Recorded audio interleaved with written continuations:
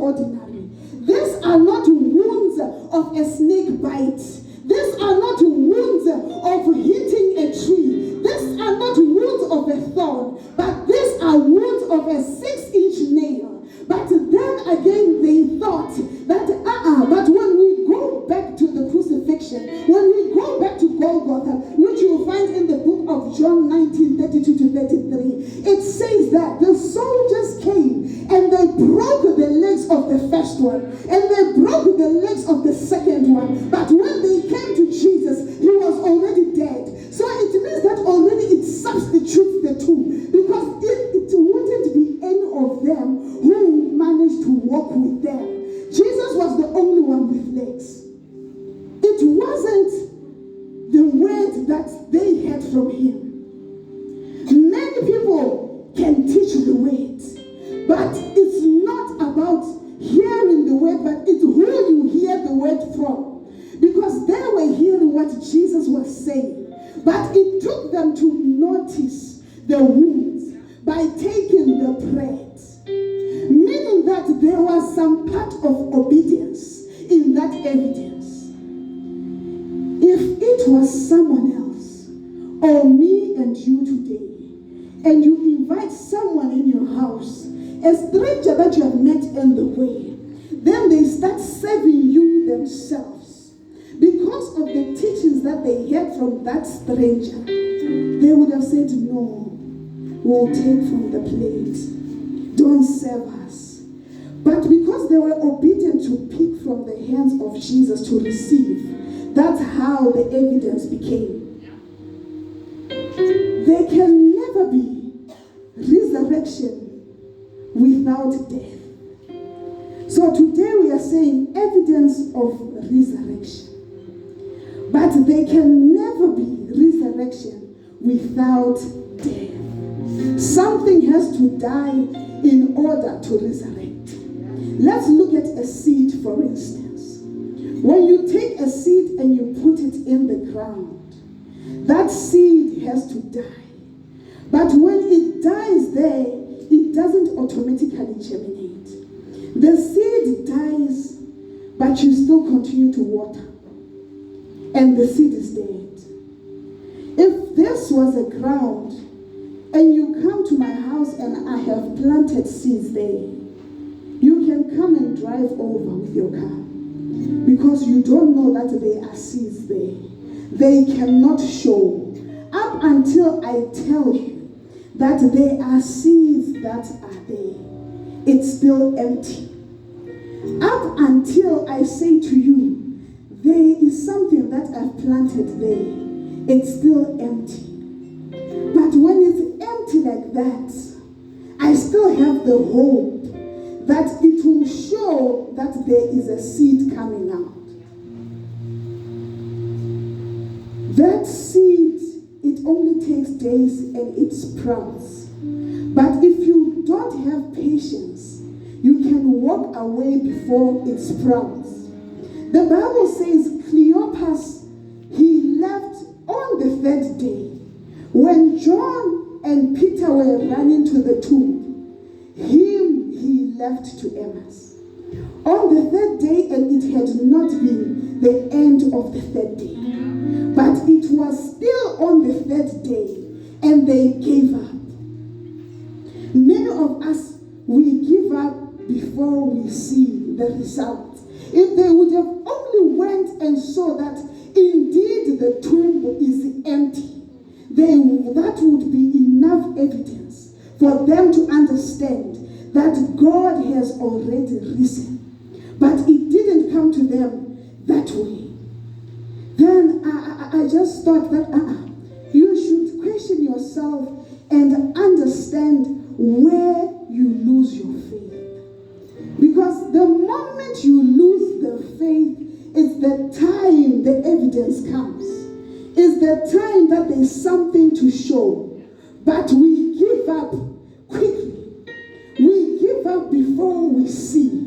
We give up before God shows himself and he shows you a sign and evidence that indeed I have risen. Because when Peter went into the grave, because John ran and he stood by the door. But Peter, when he went inside, he noticed that the handkerchief that was on the head, it was folded there. But they didn't get the evidence. In the Greek, when I was researching on it, on the handkerchief, it says that when a master is eating on the table and he folds that handkerchief nicely or the napkin nicely, the servant wouldn't touch the table because they would be knowing that the master is coming back to the table. He hasn't finished eating. But them, the tomb that their master was buried in, they missed the point of getting it, that the napkin is folded, meaning that I am coming back. I haven't gone, I am around. I am somewhere around the corner. Don't give up yet, wait for me. I am just around the corner. My business is unfinished with you guys, but they missed that part. But a woman named Mary, she remained by the grave. Then Jesus said to her, what are you looking for? Then she said, if you have taken my master, if you have taken the body, bring it back. Because she couldn't see that it was Jesus. But the moment Jesus said, Mary, she said, Rabbi, meaning that she recognized something. But he spoke to her before, so we can't say she recognized the voice. Meaning that there was a way that Jesus called her, that only him used that particular tone or particular accent. Me, even if you can call me now, and there is a name that I know that if this person says it, they've been sent by my mother. That's a name that only my mother can use. Even in the family, there's a name or a nickname that when people give you, not anyone can call you with it. Some, if they try it, you beat them blue, black. Some, if they can try it, or even your first name. Right now, imagine I come in the house and stand on the pulpit and call my mother with her first name. That will be an error. She can beat me. But only when he said, Mary, that's when she realized. Then she went back. But still they thought it was nonsense. It's not me, it's there in the Bible, that the women were speaking nonsense. But then doubt came on some. Doubt came on Thomas. Also, he said, if you don't give me any tangible evidence, if you don't give me something to hold on to, something to say, now it's real. But he said, you know what, I don't care that there were wounds and they are painful. If he can come and I put my finger there, like that nail, then I will believe. And indeed, it happened. But then this evidence, it took me to say, not only Thomas always wants evidence of something that has resurrected, because the resurrection means life. Resurrection means a new birth, a new beginning, a fresh start. So it took me to the book of Genesis 45. You will read it at your own time, 25 to 28. It talks of the story of Joseph. But this particular part is after the brothers had gone to Egypt and Joseph revealed himself to them. But then when they went back to the father, they told the father that your son Joseph is alive. But they didn't just tell him and he got the news. He never said, you guys, but you said. The Bible says he fainted. After hearing that your son is alive, he fainted. But only because Joseph had sent wagons full of gifts for the father. When they showed him that, but these things are from your son, the Bible says his spirit was revived. His spirit was resurrected. Not only that they said, my son is alive, but because he saw the evidence of the wagons. He saw the evidence of the gifts. I bet what came to his mind is when Joseph used to say to him as the father that, someday I'll take care of you. Someday I'll provide for you. My dream, I see the moon, I see this. And the father, even if he cautioned him, but as a parent, you hold on to what your child is saying. Yeah. Even if it doesn't make sense, you can caution, but you hold on to it. So that someday it will click that, but my child said it. So he said, now I believe because of these gifts, he's alive. Because of these precious things, he is alive. This has a touch of my son. This has a touch of Joseph. Meaning that you need you need something to show that indeed there is resurrection. He saw and he said, indeed, he is alive. They didn't see the napkin and they didn't say he's alive.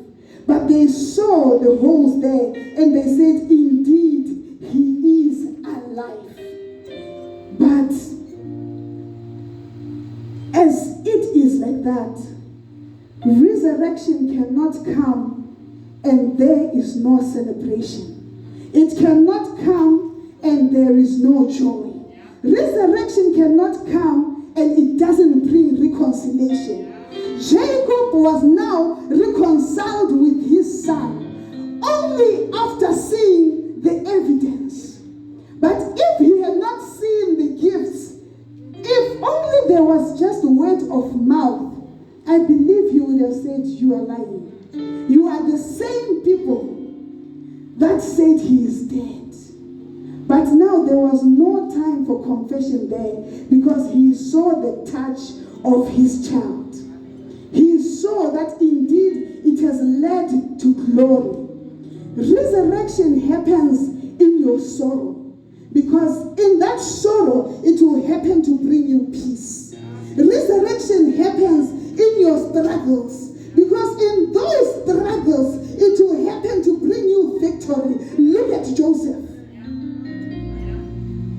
Resurrection follows you even in the wrong direction, in the opposite direction, in the direction that you are now running away from your purpose. It can pull you back from there. Cleo had turned his back away from Jerusalem and he was now going to a different direction. He was now headed to a point where there was no life. But still Christ followed him on that same route, on that same journey. Meaning that even in your life, don't give up. Even in your weaknesses, don't give up. Don't let go and say, I cannot give God my all because there is a thorn that is in my flesh and I can't get rid of it. That thorn will lead to his glory. That thorn will lead to you reconciling with him. But if we are to wait to be perfect, then we are not going to witness the resurrection power. We are not going to see the evidence that indeed God is there. We only see what God has done in our lives or is doing in our lives after he has done it, after we had walked the journey. But today where you are, you don't see any possibility. Where you are, you don't see that there can be resurrection, that there can be something tangible to show that indeed God is alive. But when you look back, you will see that they went to Emmaus and they had no hope of coming back. They had no hope of seeing Christ again. But on that same opposite journey, they met with him and he brought them back. Only Christ can bring you back from your sorrow. Only Christ can calm the storm. Only Christ can give you rest and hope of life. Only Christ can talk to you from your tomorrow. Today, where you are, he has already seen and he has already moved on. But he knows what is coming ahead. But the evidence that you need is enough in the word. Is enough that you hold on to it. Like a seed planted by a farmer. You wait patiently up until you see it sprouting. Because seeds are not the same. Same as our lives, they are not the same. The evidence of Mary wasn't the same evidence of Cleo. It wasn't the same as Thomas. Because Mary wanted to touch him, but he said, don't touch me. But Thomas was allowed to touch. An avocado seed, a tomato seed, and a mango seed, they don't germinate the same time. But it takes your patience to see the evidence. It takes your patience to see that indeed it is evident that God is alive. God bless you. Praise the Lord.